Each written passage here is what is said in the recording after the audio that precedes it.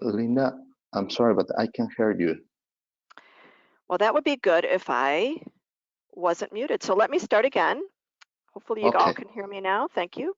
I had myself on mute. I actually had our phone service was out here, so I had to get rid of a contractor. So go figure, people still use telephones.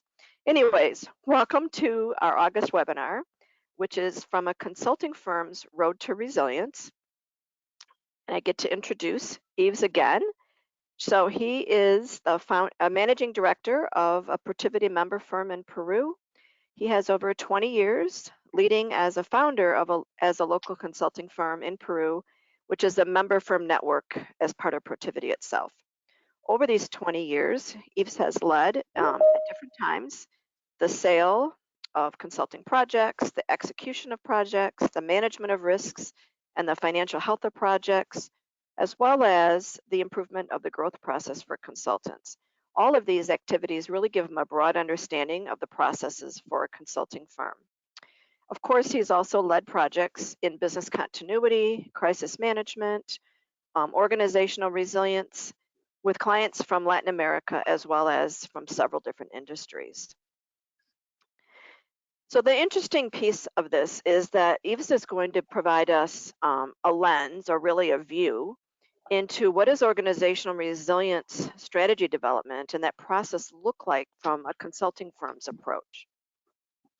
And really looking at, to what extent does a consulting firm need to be resilient? What are the categories or what are the areas they need to focus on? What are some of the challenges that consulting firms face in becoming resilient? What kinds of initiatives or strategies does he recommend? And we're going to look briefly at understanding and measuring resilience so you can have an understanding of that. And of course, we'll have some conclusions and time for questions. So as you go, please post your questions in the questions pane, and we will acknowledge all of your questions at the end of the presentation. The most common question that we hear is, when's the recording available? Generally, it'll be available tomorrow, but sometimes it takes us until Friday. So watch for an email to come out to you with the link to the recording. Like I said, if you have questions, use the questions button. And you do need to attend 35 minutes in order to receive a certificate of attendance.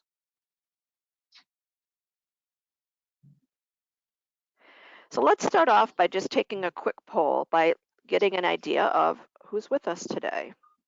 So the first question is, have you ever worked as a consultant? So choose, I am a consultant. I used to be a consultant. I might like to be a consultant, or just plain no, consultant isn't what I do.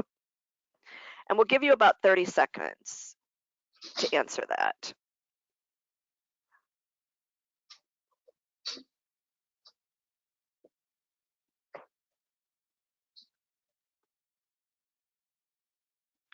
So Yves, you should be able to see the poll in progress if you click on the poll little arrow.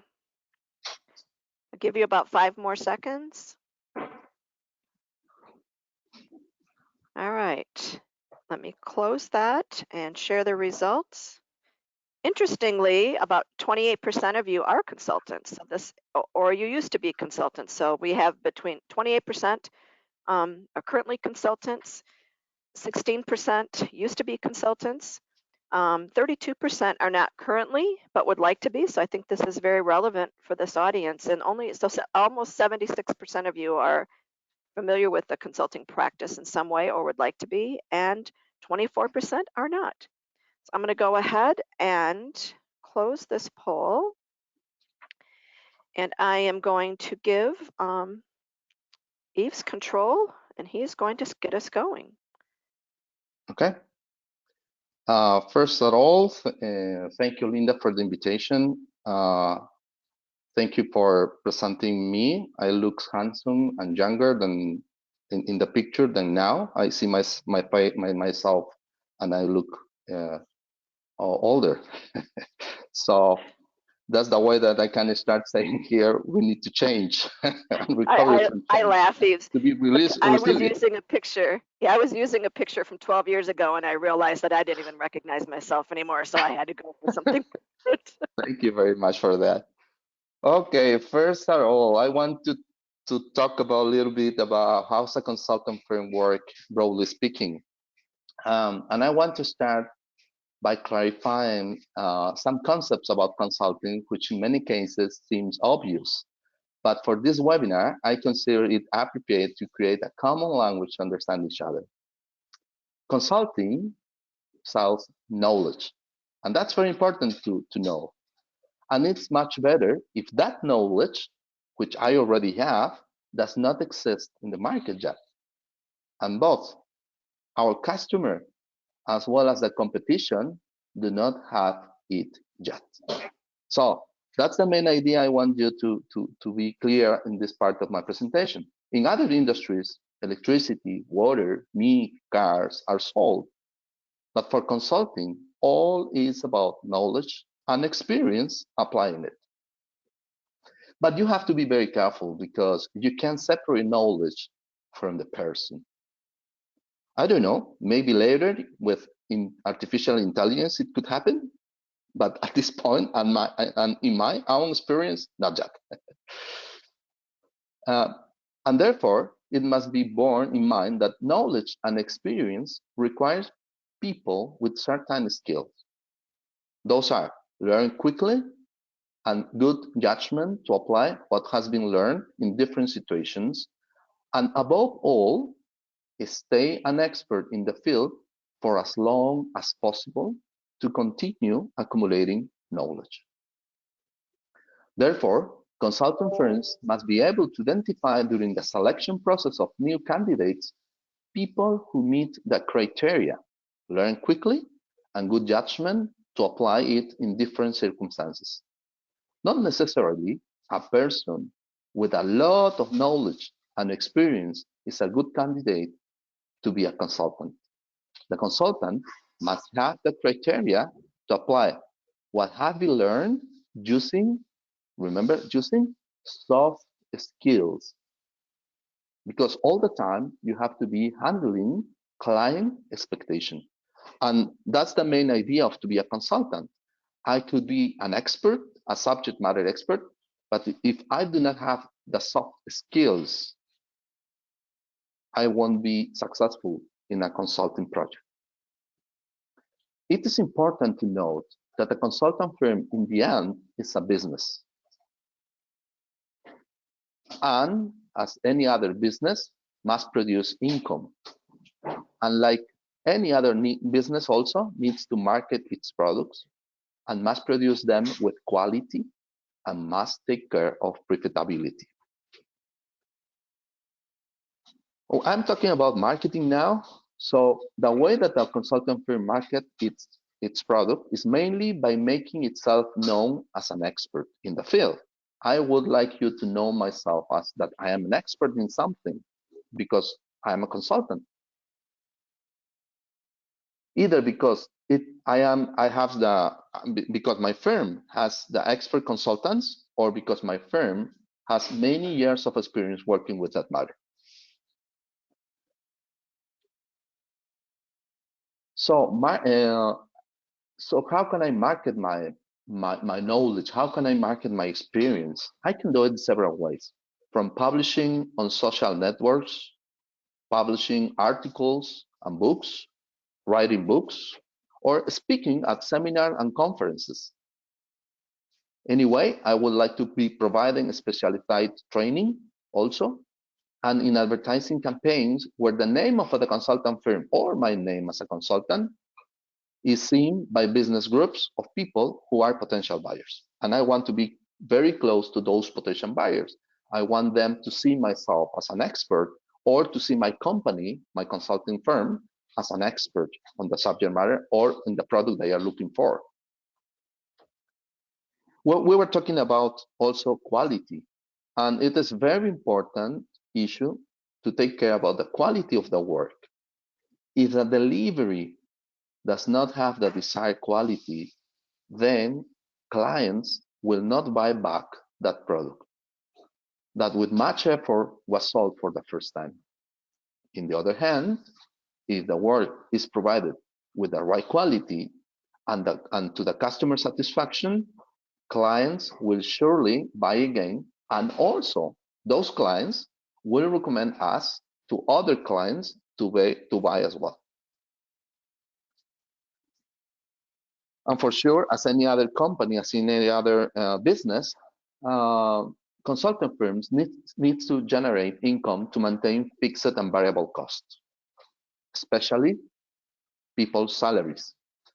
Therefore, the consulting firm must work to take care of the financial health of the consulting projects it provides. With the profitability, remember, with the profitability of the projects,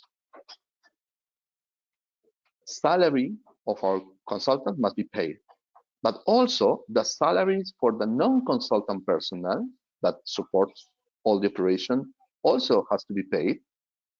Also, we have to pay for the time of the commercial team that is helping us to sell all the products we have.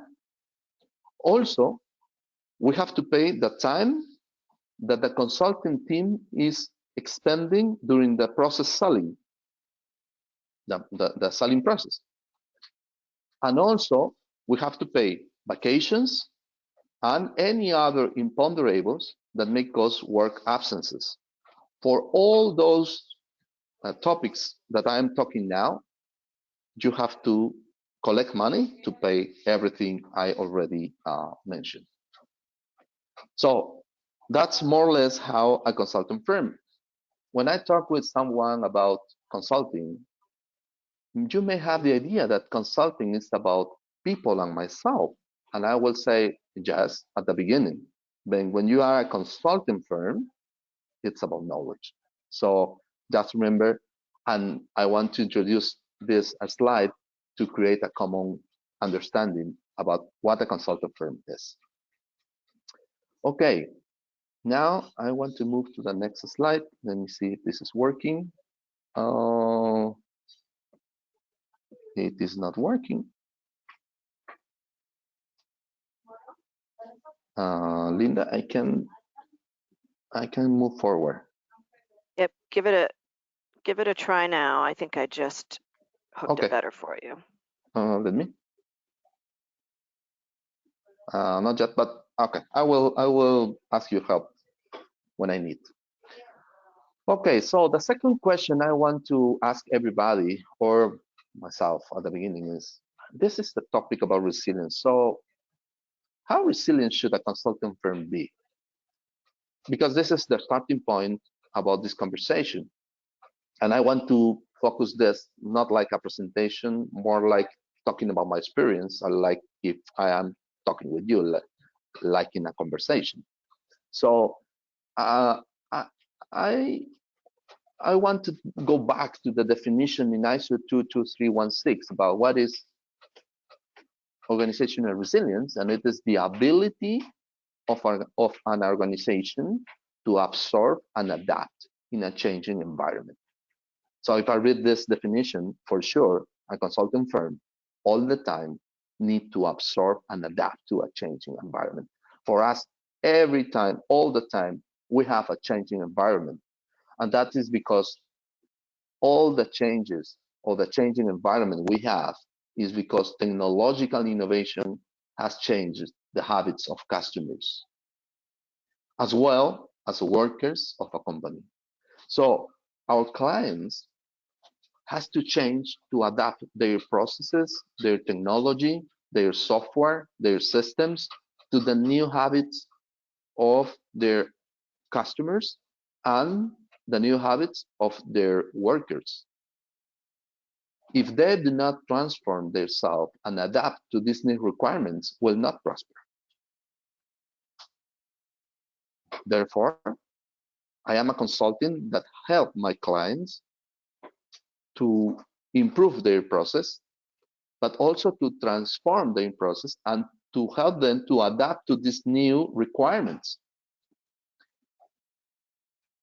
and to adapt to the new services they need to provide to the new demands of its clients, both to offer new technology platforms and new management processes to help, as a consulting firm, our customers to adapt to this new environment they are having. If I think in that way, if I do not provide the new product or the new service that help our customers to adapt to this new environment, we are not providing a valuable product to our clients, so we're not going to survive. So we need to adapt ourselves as in the way that our clients are needing us. If a consulting firm does not adapt, it will not survive over time, or even less prosper. Even worse, if during the delivery of the services an event occurs that severely affects the reputation of a consultant firm, although it can absorb the blow, managing the recovery quickly to match the competition will not be easy. And someone else will be in a better position than us. So a consultant firm, for sure, needs to be resilient, and we need to work to improve ourselves to be resilient, to adapt to the new requirements of our clients and customers. Okay, can you move to the next slide, please, Linda? Thank you. So this is a slide. If it's already clear that a consulting firm must be resilient, I think that achieving it is not an easy task. There are many challenges that could apply in a lesser or greater way, depending on the type of industry the consulting firm focuses on, or geography, location where it operates, or any other reason. Now, I will present some of the major challenges I have had to face on my experience to become a resilient firm. One of the challenges, if not the main challenge maybe, it is to find the product that allows you to be on the crest of the wave and surf the wave for as long as possible. This is not easy because there are many factors to come into play. Consulting requires constantly looking to try new products and waiting if customers demand them enough to have to be able to develop the knowledge and experience to become an expert consultant long before the competition. Consulting requires not being afraid to fail and obviously losing money in the attempt. The faster you climb the crest of the forming wave, you will have the more time to surf it. But as time goes and there will be other surfers taking the same wave, even with greater speed and grace. The same thing happens to a consulting firm. If a product is attractive, competition will appear. Perhaps another consulting firm saw the same opportunity as you. Perhaps a worker of a consultant firm who gained some experience becomes independent and sees the same opportunity as you, or even so, the same client who had already learned may no longer need your support from the consulting firm. As time passes, the alternative of experts increase, and the price that customers pay for knowledge decreases.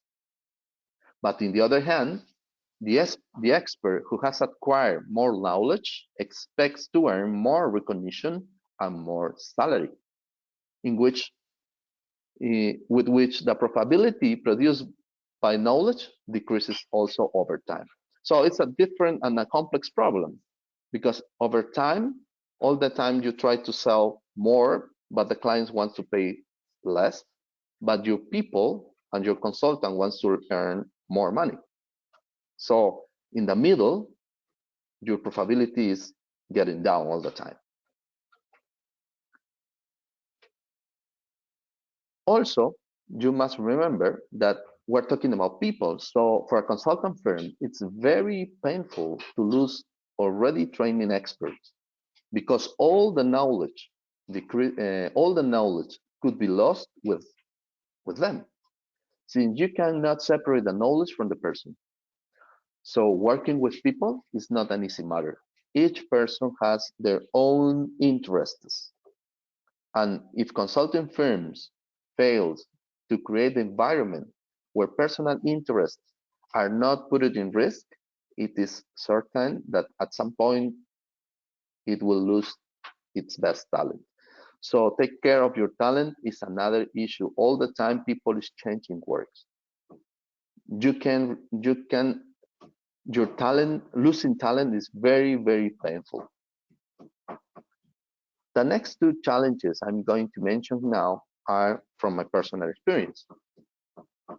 And when I started being a consultant several years ago, or many years ago, I thought that most of the projects don't give problems. And I was thinking that if I'm a good consultant, I will have projects without any problem. And in the meantime, I understand that that's not true. However, it's quite opposite what I said. Almost always projects give some kind of problem. And this is also because the counterpart of the client side are also people. And naturally, the expectation of the client side are not always entirely clear. So when I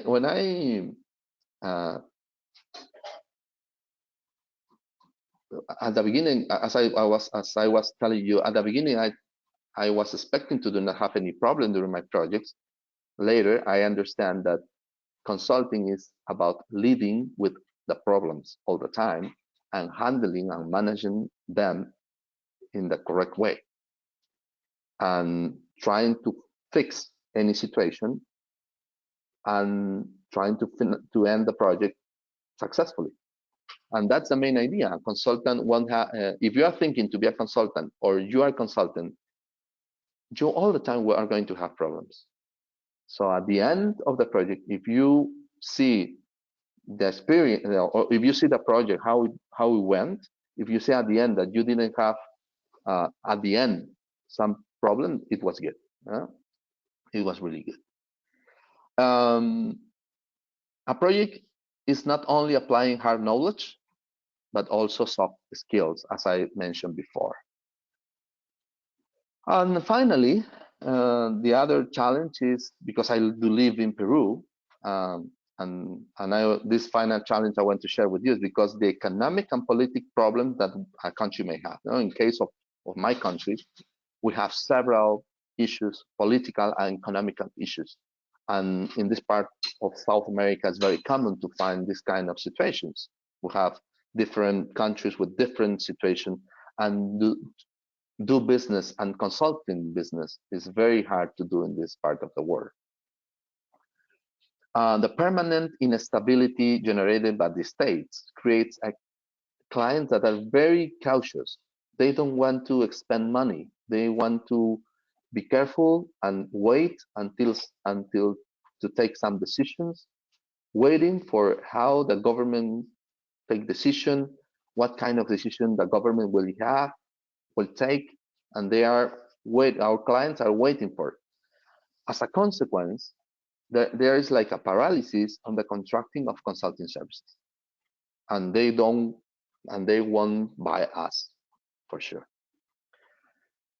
After checking this scenario of crisis and political issues, doing business in some countries is really, really a challenge because it's not so easy to do it. Okay. At the beginning, I start talking about how's a consulting framework just to know each other and to create a common language about what is a consulting firm. Also, I talk about how resilient a consultant firm should be. And basically, I was talking about if your client is going to change because needs to change, then I, as a consultant firm, need to change too. So if I need to change all the time because my client is changing, then I need to be resilient. And to be resilient, I have several challenges. Like for example, I was telling you about find the appropriate product that I can be all the time um, working with a client for as long as possible. The time of pricing, because according to the time, the pricing goes lower, lower price, and to keep and maintain the talent in my organization, and be careful about quality and the reputation of the projects, and how to do business in a political and social in a political country, or with problems in political economic situation problems in a country. But if I had some challenge to be a consulting or to be a resilient firm, then I want to share with you some resilient initiatives that I can recommend also in my experience. Innovation is the first one. So what we can do to be a resilient organization, what kind of initiatives can I recommend or can be recommended? The first related to innovation is to have all the time situational awareness of new market trends and especially technological trends. And in a regular basis, explore new products that appear or new customer needs that require creating new solutions for them. So I think in that case, the consultant must all the time have a research and testing team of new products to be able to identify, test, and develop knowledge capabilities and be offered to the customers. And if customers respond, boom, we got the product. Then the ideal product was found. But also, if customers don't respond, the consultant firm should be able to get rid of such a product despite the cost and feelings involved. At the end, if the product don't work, if the product doesn't work, no matter, I have to leave the product, and that's it. But all the time I have to be trying to find the appropriate product that I can sell for my customers. If I found the product, once the product is found, the consultant firm must work in an agile way to create more experts. You should use knowledge management to document and classify good practices and lessons learned from previous experience so that new consultant quickly incorporates such knowledge. Consulting firms accumulate knowledge and experience, but over time, this is lost and outdated. So it is necessary that your consulting team continuously update their knowledge through a professional growth program. This program should build on knowledge and best practices created by product manufacturers and other experts and promote recognition for professional certification achieved by consultants. The greater the number of certification achieved, the consultant firm will position itself and maintain itself as the one with the greatest knowledge and experience compared to its competitors. Now, if the consultant firm incorporates knowledge, it must retain it. Perhaps retaining hard knowledge can be easier through documentation. However, knowledge and experience of soft skills is usually more intrinsic to the person. And for any consultant firm, it must also work on retaining that person. If I have to retain person, it's also and it's not easy to do. Each person is different, and it is difficult to find a recipe that can satisfy the motivations and needs for all the people that works for you. or works in the consultant firm. But the consultant firm will obtain better results if its business interests do not limit or put at risk the personal interests of its workers. Given the freedom for employees to develop their personal interests and business interests will allow for less staff turnover. A mentoring program aims to ensure that personal and business interests do not compete and, on the opposite, help each other. These are the three first recommendations I would like to share with you. Innovation, agile knowledge acquisition, and finally, work with create a resilient workforce. But I have another three recommendations in the next slide that I would like to also comment.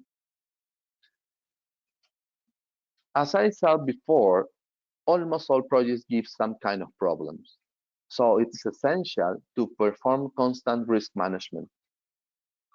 1 week, everything may be fine, but the next week, or worse, the next day, things get complicated.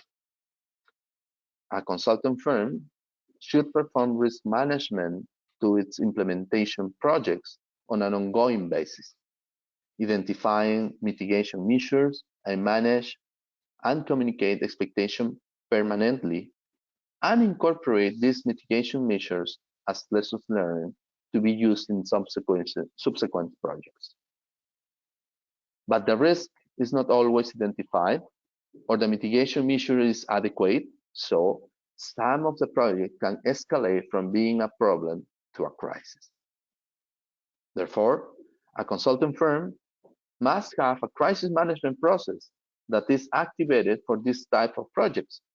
Hopefully, preventive or rapid measures are taken to control the crisis and manage customer expectations. But when necessary, you must also escalate the situation to the highest level of the organization to also manage customer expectation at that level. From the perspective of improving internal operation process, the consultant firm must apply itself digital transformation to improve and approach new technological trends, starting with the selling process and other processes to manage and support operations, especially process that supports project execution. It is not going to be the well-known saying, in blacksmith house, the stick knife is fulfilled. But if I want to tell you another or more recommendations, I think that other resilient initiatives can be considered applying the assessment or applying an assessment to identify how to be a resilient company. So here, that's where ICOR is very helpful, especially with the ORCA or ORCA, which means Organizational Resilience Capability Assessment. In the following slide, I will explain a little bit about how to, in my experience or our experience using it. So, in the next slides, I will tell you a little bit how to apply ORCA and how we apply it and the challenges we have to doing it.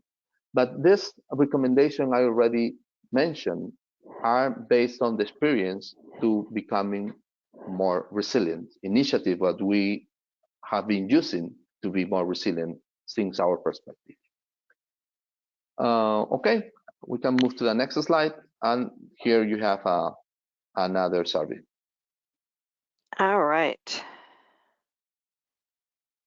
So this is an easy one. You know, what is your knowledge? This will help Yves to know a little bit about how much detail he should go into. You've heard of it, you haven't used it yet. Maybe you are somebody who participated in the snapshot that we did, and there's a report that you can take a look at. Or maybe you don't know very much about it at all, but you'd like to learn a little bit more. We'll give you about 10 more seconds. And just as a reminder, if you do have questions as you go, I've seen a couple questions posted. Feel free to continue to post questions. All right, so about 53% of you have heard of it, but you haven't used it yet. 42% would love to know more, and 5% of you participated. So thank you for participating. Okay. As many of you, the organizational resilience capability assessment, this assessment, is also was new for us. So we haven't any previous experience in specific in this assessment. So I'm going to tell you how we apply it. Maybe it could be the best approach or not, but it's our experience at the end. We apply the ORCA or our RCA through the following steps. The first step was to define who should participate in the assessment, because you have to ask people, and it was desired for us to have a greatest diversity of members of the organization at all levels, with the aim that the evaluation is not qualified from a single point of view. So who will answer the questions is the first step we took. When after choosing the participant, there are another complexity or another situation we have to handle is there are some specific questions that maybe nobody knows about that. No? So we have to identify which specific questions should be answered by each participant, because there are some specific questions about certain areas such as systems or accountability or accounting that not all participants know how to answer.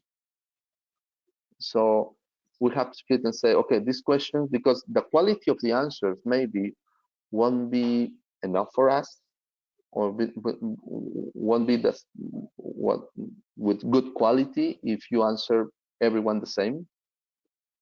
So the second thing we did is to define who will answer what questions. Then we have scheduled the meetings, 2 hours meeting, more or less, to schedule it with each participant to complete the assessment and answer questions. We create an answer sheet an answer paper, they can answer the questions. Once all the answers were completed, we estimate an average answer for each question, because maybe for one question we have 2, 3, or maybe more answers. So we need to define what answer we're going to use for this question. Okay. So we need to define how to handle that situation. The average values, the average of the answers was a better approach, but the average values obtained at the end, and we still calibrate that with my voting. If for example, if I'm the knowledge expert about senior management in my organization, I know about organization strategy planning in my organization, but also strategy planning maybe could be a question for someone at the staff level, and maybe that people in the staff level doesn't know so much about it. So in that case, my perspective, it's better than her or his perspective.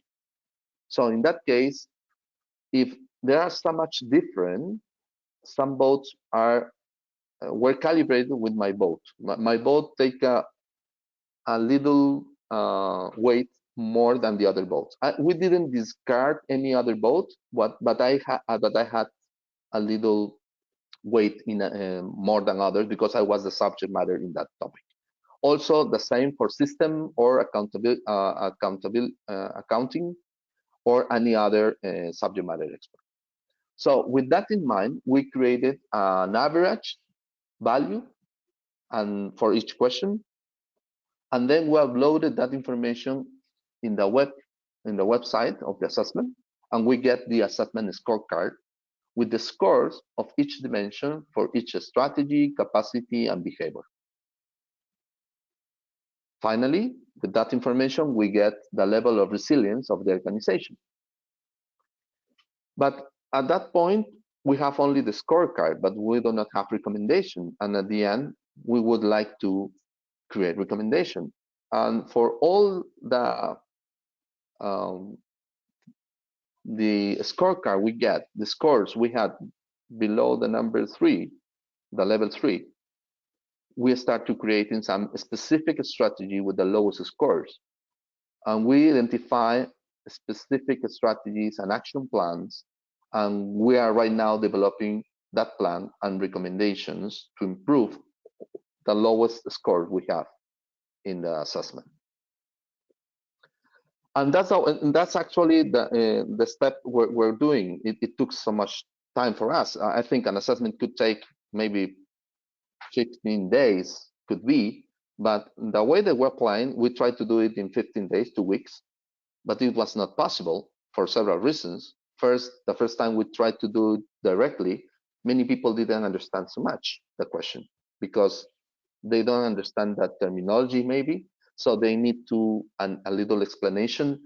And we create like a kickoff meeting at the beginning to explain a little bit about what is the assessment about, what is organizational resilience, what are the specific strategy, what is a strategy, what's all the components about the assessment. But also, maybe not all of them was clear about that. So there are several questions after doing the process. So it represents us some challenges that or key challenges we have during the process of doing this assessment. I think one of the main is the wide dispersion of voting. I think this is because there are several understanding of the question, what the question is looking for. At different levels, each one understands different things. So the first thing was to clarify what is looking for each specific question. Sometimes we have to redefine or reevaluate with the same person, or to explain a little bit, this question is looking for this. This question is looking for this. Maybe it won't be a good approach to leave the survey by themselves to answer them. Maybe it's better to explain the question and see what they think, and then let them put their answer. But I think the first approach we took, it was not the good way, the best one. Maybe I do not recommend to leave the survey and let them to answer, because that's what we have, a diversity of votes. So it was an issue at the end. That's the reason, because at the end we had to calibrate the questions, because I have answers from level 1 as score 1, score 5, until the same question. It doesn't make sense. Yeah, let me interrupt you for a second, Yves, and ask you a question, because I actually think that finding is actually really interesting, because it helps you to identify where in the organization people may not have a good understanding of what we're talking about with organizational resilience, and and that might help to clarify where the disconnect is too, where you might see people in one part of the organization having a very clear idea what you're talking about, and others, they're just used to being in their lane and doing their thing, and they might not have as much of an understanding about that. So even that dispersion of voting gives you information for even raising awareness about the initiative too. Yeah, sure. I'm completely agree. And maybe we try to cover that, redoing maybe taking another meeting and presenting a specific concept about resilience, and creating that awareness to give the person, or give the participant all the information that may need to answer adequate for us. But I'm sure what Yeah. you're saying. I am agree what you're saying. Yeah, Maybe. another strategy that I've heard that's been pretty successful is there's 5 dimensions, so kind of like 5 buckets of questions that have to do with these topics. And what some companies did was they took them by dimension. So they focused on one dimension, did their kind of awareness piece on that, and what the meanings were, and answered questions. And then the next time they did the second dimension, and so on. So they kind of split it up that way to help manage some of the data and to help manage some of the knowledge sharing. You were talking about the importance of knowledge management and just sharing information for those people that were completing the survey. Yeah, and I think also that I'm thinking while you are talking is that there are so many concepts in resilience and disciplines in resilience that no all the people knows about that. So it's difficult maybe to say that an expert all of them know about knowledge management. Maybe we have to create that awareness at the beginning, then you create a common language, and then they can vote appropriately. So maybe it's a good recommendation to what you're saying also.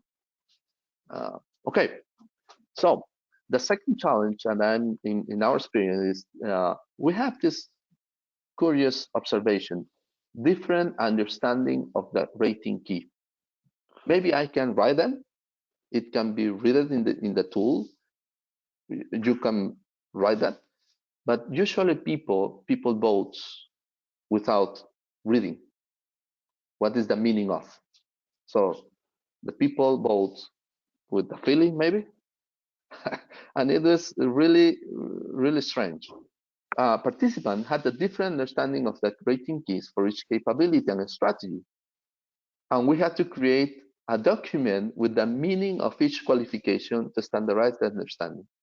It is quite interesting.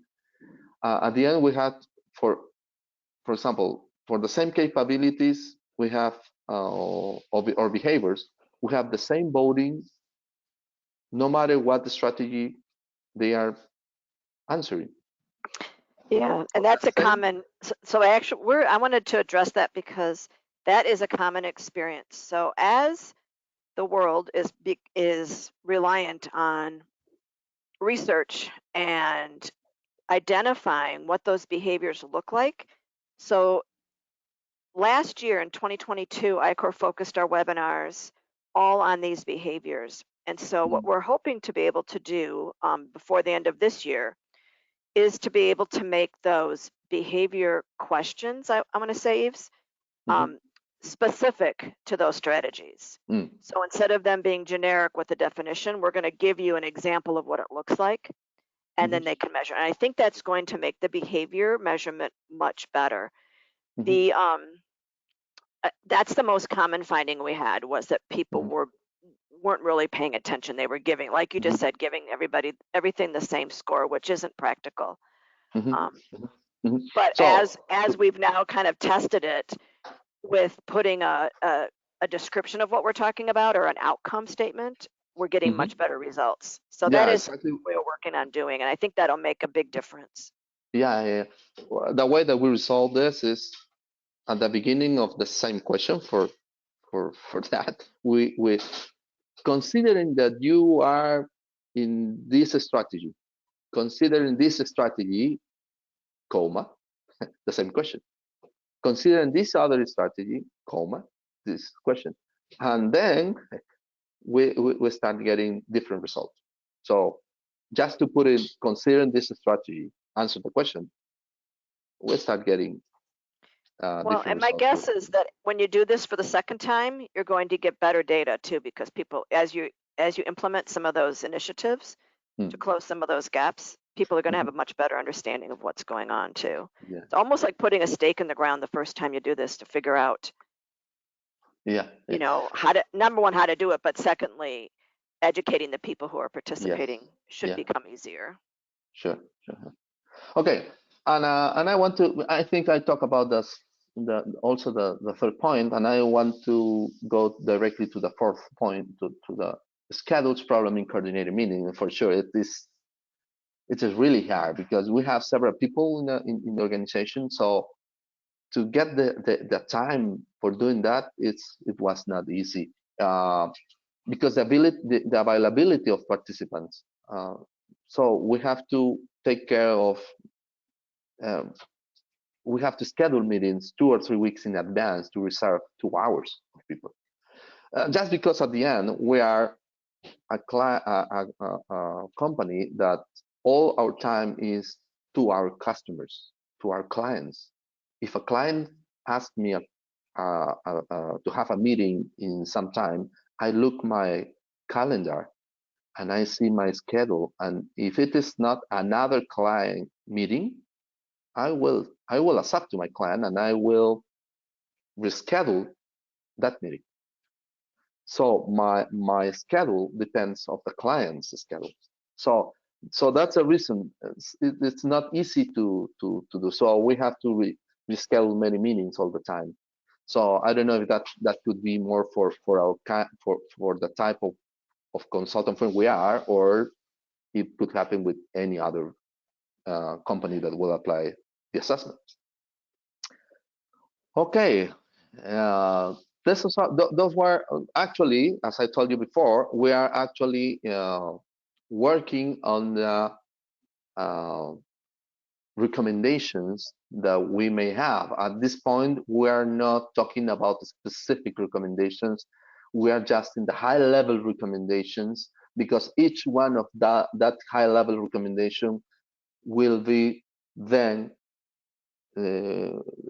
needs to make a zoom for that high-level recommendation to create a specific recommendation or action plan, or maybe will require specific planning for this high-level recommendation. And that's the level we're talking about. Right now, we're reviewing all the lowest scores we had, and according to that, we're planning to say, okay, here maybe I have this, or we have this, we have this, and at this point we're just working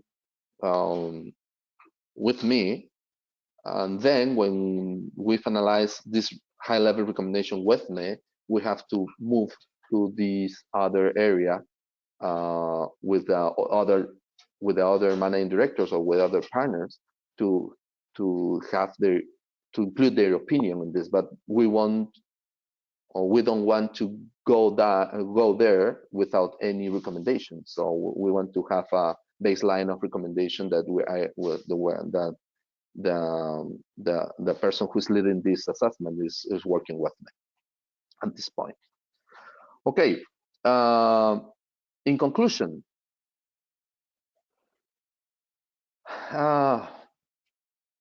if I was thinking when I was writing this slide, I was trying to think what is my best conclusion, what I want to that you remember after this presentation. The first is that our main asset in a consultant firm is knowledge.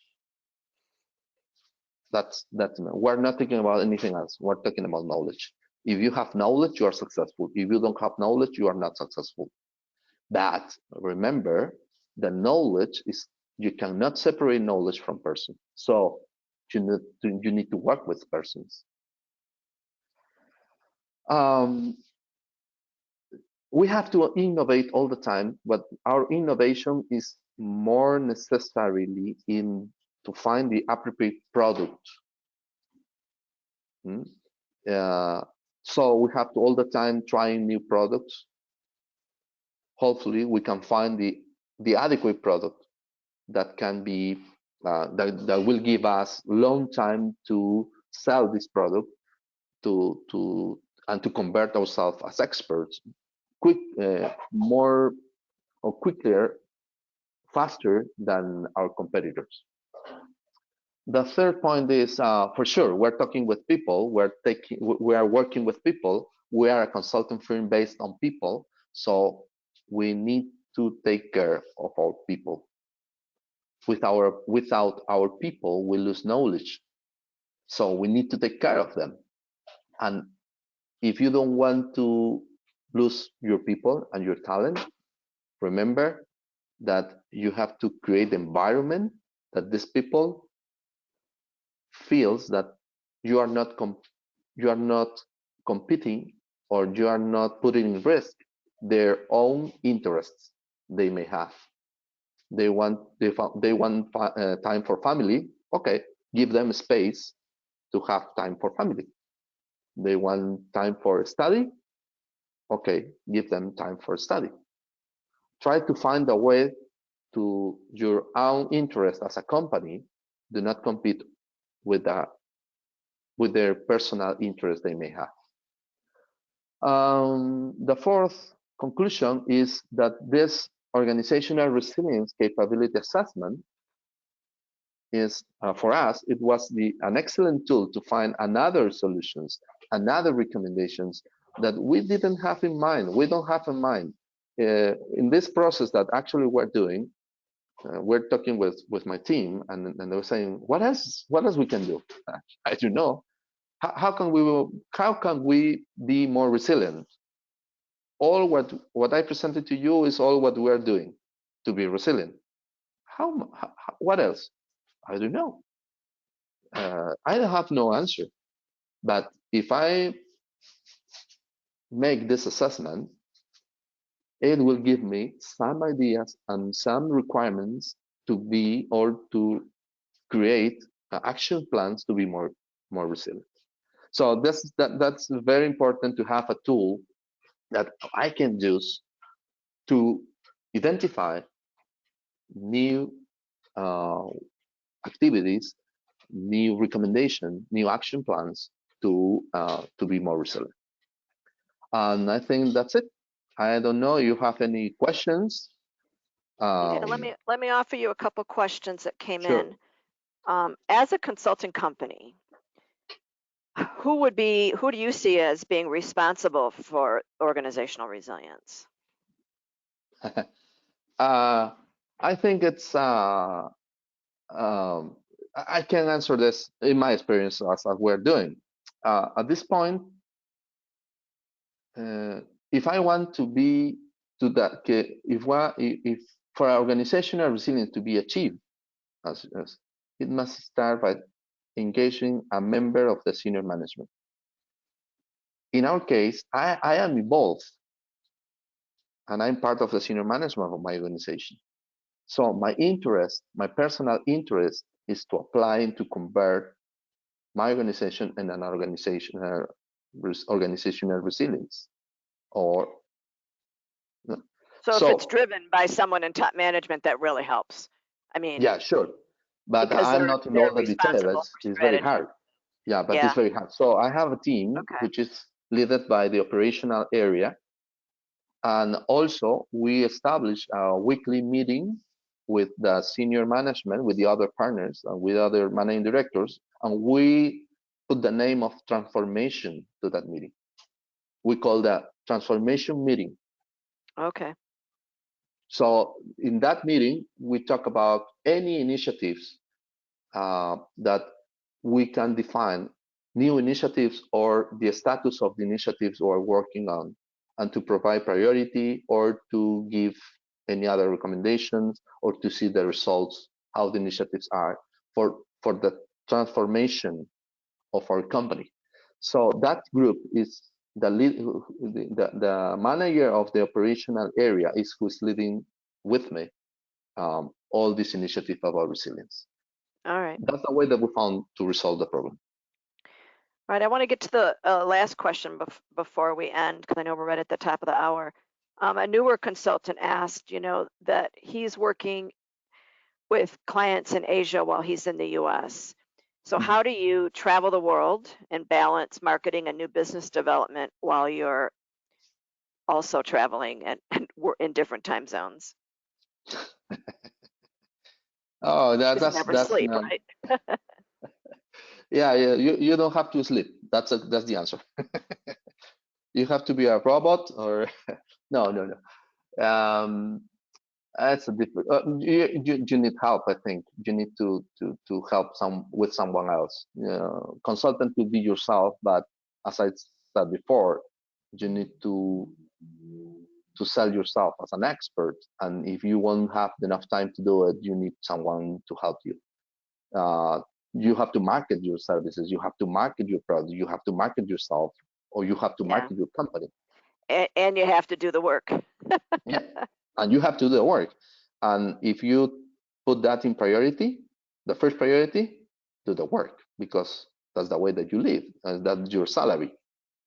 If you don't do the work, you don't receive money. The others is not the priority, but you have to do it, because if you do not promote yourself in the future, you won't have work. All right. Yeah, you can't just work and then stop and do your marketing and wait till you get something for your next Yeah, dollar or yeah, yeah, peso. yeah. But the last question is, apart from the ORCA tool or the ORCA tool, are there other tools for assessing organizational resilience? I can answer that a little bit. I have seen, and when we were creating this tool, we did look at some other tools. For the most part, the other tools that we saw were very much assessing what I would say operational resilience, or mostly the risk side of things. So this is the only tool that I'm aware of that looks at the entire organization versus just looking at what I would say either operational resilience or operational risk management.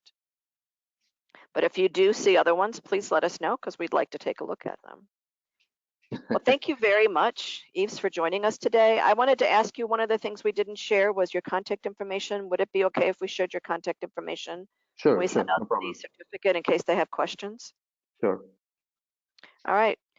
As we conclude, just to remind you, we were talking about the resilience capability assessment. If you would like to read our snapshot report, you can scan this QR code to see the report that we created after doing a short version of the assessment, probably from November last year through June of this year.